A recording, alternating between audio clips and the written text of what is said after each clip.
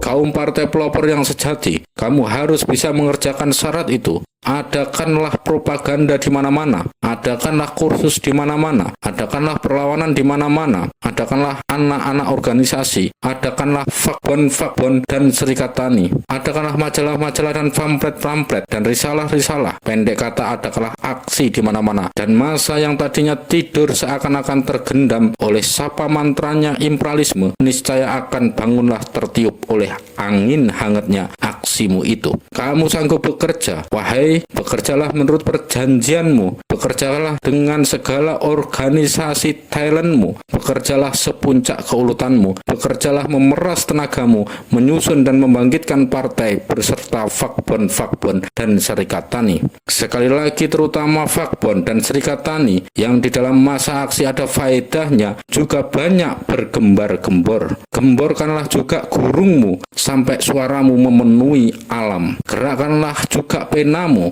sampai ujungnya menyala-nyala. Kaum reformis mengejekkan kamu bahwa kamu terlalu banyak bergembar-gembor. Itu kaum ngalamun, tidak mengetahui bahwa tiap-tiap masa aksi, di tiap-tiap waktu, pergolakan adalah berupa banyak mengorganisasi dan banyak menggembar-gembor, banyak menyusun, banyak mendirikan, banyak kerakyatan, konstruksi, dan formati, dan kombinasi, tetapi juga banyak bergembor-gembor dengan mulut dan pena. Biar mereka mengejek, biar mereka terus ngelamun, mereka punya politik toh segera akan kedinginan di dalam kabut pengelamunannya itu. Dan mereka menyebutkan kita kaum destruktif, yakni kaum yang hanya bisa merusak saja. Katanya tidak konstruktif seperti mereka, yang politiknya ada buktinya, yang berupa rumah sakit, atau warung koperasi, atau bank, atau rumah anak yatim. Oh, perkataan jampi-jampi, perkataan peneluh, perkataan mantram, toverword, konstruktif dan destruktif. Begitulah saya pernah marah-marah dalam SIM dan FR. Sebagian besar daripada pergerakan Indonesia kini seolah-olah kena gendamnya mantram itu. Sebagian besar pergerakan Indonesia mengira bahwa orang adalah konstruktif hanya kalau orang mengadakan barang-barang yang boleh diraba saja, yakni hanya kalau orang mendirikan warung, mendirikan koperasi, mendirikan sekolah tenun, mendirikan rumah anak yatim, mendirikan bank-bank dan lain-lain. Pendek kata, hanya kalau orang banyak mendirikan badan-badan sosial saja. Sedang kaum propagandis politik yang sehari-hari cuma bicara saja di atas podium atau di dalam surat kabar, yang barangkali sangat sekali menggugahkan keinsafan politik daripada rakyat jelata, dengan tiada ampun lagi diberi cap destruktif alias orang merusak dan tidak mendirikan sesuatu apa. Tidak sekejap mata masuk di dalam otak kaum itu bahwa semboyan jangan banyak bicara, bekerjalah harus diartikan dalam arti yang luas. Tidak sekejap mata masuk ke dalam otak kaum itu bahwa bekerja itu tidak hanya berarti mendirikan barang-barang yang boleh dilihat dan diraba saja, yakni barang-barang yang touchbar dan material.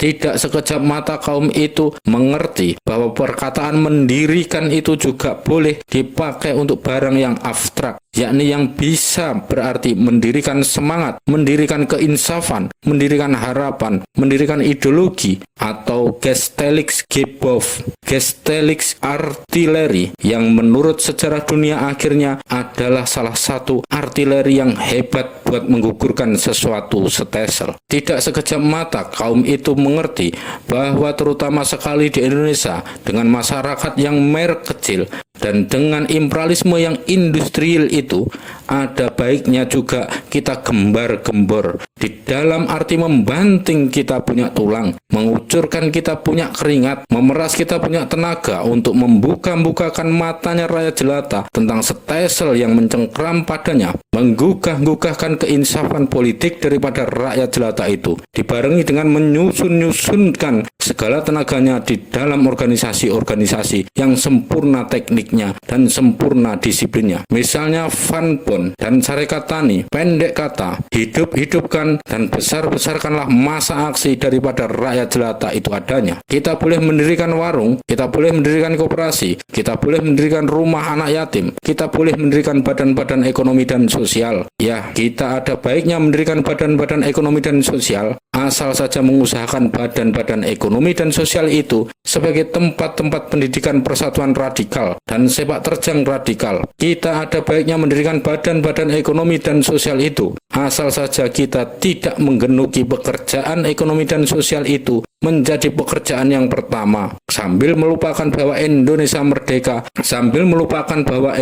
merdeka hanyalah bisa tercapai dengan politik massa aktif daripada rakyat marhen yang hebat dan radikal. Pendek kata, ada baiknya mendirikan badan-badan ekonomi dan sosial, asal saja kita mengusahakan badan-badan ekonomi dan sosial itu sebagai alat-alat daripada politik massa aktif yang hebat dan radikal itu. Kita, kaum massa aksi, kita jangan terkena konstruktivisme yang menyuruh kita hanya mendirikan warung-warung dan kedai-kedai saja. Kita harus insaf bahwa konstruktivisme kita bukanlah konstruktivismenya kaum reformis yang warung-warungan dan kedai-kedaian, tetapi ialah konstruktivismenya radikalisme, konstruktivismenya yang tiap-tiap hal yang ia dirikan, baik wadah maupun halus, baik benda maupun semangat, adalah dengan tertentu sifat radikal dinamis, membongkar tiap-tiap batu asalnya gedung, stelsel imperialisme dan kapitalisme. Konstruktivisme yang mendirikan, tetapi juga konstruktivisme yang membongkar, dan kaum reformis boleh terus mengejek atau menggerutu.